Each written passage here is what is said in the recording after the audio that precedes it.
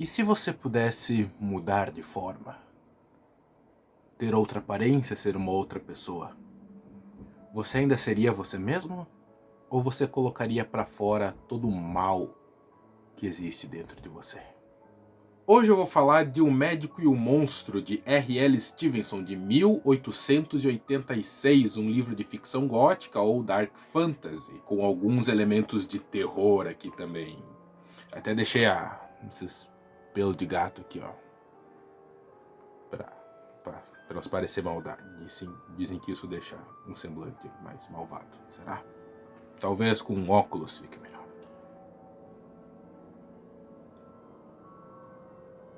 Não. Inclusive, queria mandar um abraço bem apertado para todo mundo que participou do AgriDebate sobre o Médico e o Monstro, que foi o que me deu inspiração para fazer esse vídeo. Um abraço aí para todo mundo. Na trama, a gente acompanha o Sr. Utterson, advogado do Dr. Jekyll, que fica muito intrigado quando seu primo, Enfield, conta a ele sobre uma cena que ele viu acontecer, onde ele viu uma garotinha ser pisoteada e depois ser abandonada na rua por um cara muito estranho chamado Mr. Hyde. O Sr. Utterson começa a investigar até descobrir que esse Mr. Hyde era muito próximo do seu amigo, o Dr. Jekyll. Ok, história vai, história vem, a gente acaba descobrindo que o Dr. Jekyll e o Mr. Hyde são a mesma pessoa. Mais ou menos. O Dr. Jekyll, como cientista e químico, acabou desenvolvendo uma fórmula que separa o lado bom do lado mal do ser humano. E essa é uma questão que já está presente na filosofia desde a patrística, que era um movimento, uma vertente filosófica de transição entre a Idade Antiga e a Idade Média. E um cara que foi muito importante para isso é o Agostinho de Hipona.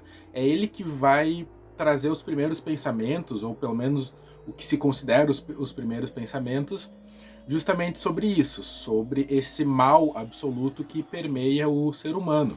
É ele que vai dizer que esse mal absoluto é o nada, é a ausência de alguma criação de Deus. Isso já vai entrar em outras questões mais pesadas. Uma obra que fala muito, e fala muito bem sobre isso, é o Berserk. Eu vou deixar linkado aqui um vídeo do Link do Quadrinhos na Sarjeta, que é o cara que eu copio para fazer os meus vídeos, que vai falar mais sobre essa questão. E o Mr. Hyde é justamente essa manifestação corpórea, essa personificação do mal que existe dentro do Dr. Jekyll e dentro de todo mundo, né, de cada um de nós. Afinal de contas, quem nunca pensou em justamente chutar uma criança que tá chorando, fazendo birra no meio da loja de brinquedo? Mas a gente mantém isso escondido, mantém isso pra gente justamente porque esse tipo de ação teria consequências gravíssimas, né? É crime hediondo. Né? O próprio nome Mr. Hyde vem disso daí. Apesar de o personagem se escrever com Y, a pronúncia é a mesma, e acredito que também o significado venha daí, só para diferenciar, da palavra em inglês hide, que significa justamente escondido. E durante essa investigação, o Sr. Utterson acaba se encontrando com esse tal Mr. Hyde. E a descrição que o livro dá é que ele é um homem de estatura baixa, ele não é forte ou atlético, ele é meio esguio. E uma sacada muito genial do autor é não dar nenhuma descrição muito específica, principalmente sobre o rosto. Mas tudo que ele fala é que era algo que evocava a maldade, algo que dava a entender que aquele rosto daquela pessoa, aquele caminhar estranho que ele tinha, aquela maneira estranha de se movimentar, tinha um ar de maldade. E é estranho porque as coisas que o livro fala dão a entender que ele tinha algum tipo de deformidade no rosto. E isso provoca em nós e nos personagens do livro uma espécie de aversão. Afinal, o ser humano tem um fascínio por coisas simétricas, certinhas e corretas. Agora, por exemplo, eu estou olhando por vídeo, eu estou tentando me posicionar mais ou menos aqui, certinho, tá? As linhas guias, justamente por enquadramento ficar melhor. A gente olha para o rosto de alguém e tende a reparar aqui o olho, o alinhamento, tudo, vem toda aquela questão da proporção áurea, que é usado no cinema também, para criar beleza, para criar takes e planos bonitos. E quando a gente vê alguma coisa disforme, com irregularidades, principalmente no rosto de alguém, que é o que a gente usa para reconhecer gente enquanto pessoa, enquanto ser humano, a gente ter uma descrição de alguém que aparenta ser deformado, ou quando a gente vê alguém assim na rua, causa em nós um certo estranhamento. E não é preconceito falar dessa forma. Causa, é intrínseco. Às vezes até no nosso subconsciente vai causar uma certa estranheza. E o livro brinca justamente com essa questão. Não sei se vou dizer que brinca, mas o livro trata justamente dessa questão, né? O mal quase enquanto ética, enquanto ação. Eu sou mal pelas minhas ações. E é interessante essa descrição do Mr. Hyde justamente porque o Dr. Jekyll é descrito como o completo oposto.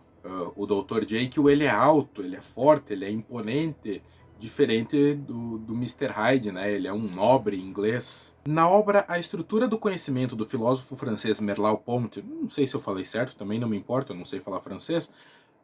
Nessa obra, ele vai falar se é realmente possível separar um do outro, nosso corpo e a nossa mente também, o nosso lado bom e o nosso lado mal, até porque o nosso corpo não é uma coisa só, mas é ele que sustenta a nossa vivência, as nossas experiências, a nossa visão de mundo.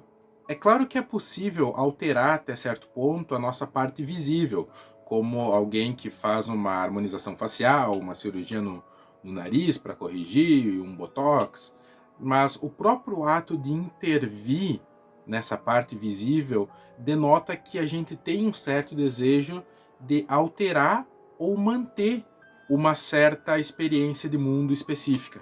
E a partir do momento que você assume uma outra identidade, uma outra persona, onde você não é mais você, você coloca para fora tudo que está dentro de ti, tudo que está reprimido. E é por isso que no anonimato tem tanto grupinho de incel babaca, usando fotinho de anime, um nickzinho ofensivo, e propagando misoginia, homofobia, transfobia, racismo nesses grupos de internet, no Twitter, no Facebook, sei lá, porque não tem uma regulamentação. Eles estão simplesmente expondo o Mr. Hyde que tem dentro de cada um, sabe? E é aí que tudo começa a pirar de vez. Porque o doutor e o Mr. Hyde, eles têm a mente compartilhada. E aí deixa claro que, apesar de ele assumir uma outra forma, ele não era exatamente outra pessoa. Apesar de ele ser um nobre inglês, pomposo, ele tinha esse lado sombrio. E o Mr. Hyde, essa nova persona que ele assume, possibilita ele a extravasar toda essa raiva, toda essa maldade que ele tinha dentro dele, mas que ele reprimia por ele ser um nobre inglês aristocrata burguês. Vale destacar também que a investigação do Utterson só avança quando o Mr. Hyde mata um conhecido deles, ou seja, outro burguês. Porque até onde se entende no livro, ele agia muito nas periferias de Londres.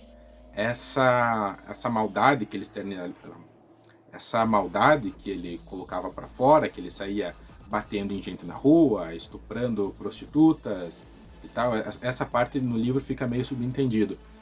Mas ele agia nas periferias, né? E quando ele decide matar alguém da, da aristocracia, da burguesia, é ali que a investigação começa a avançar, porque é ali que eles percebem que o Mr. Hyde realmente pode ser perigoso, o que também denota o modo de pensar do autor.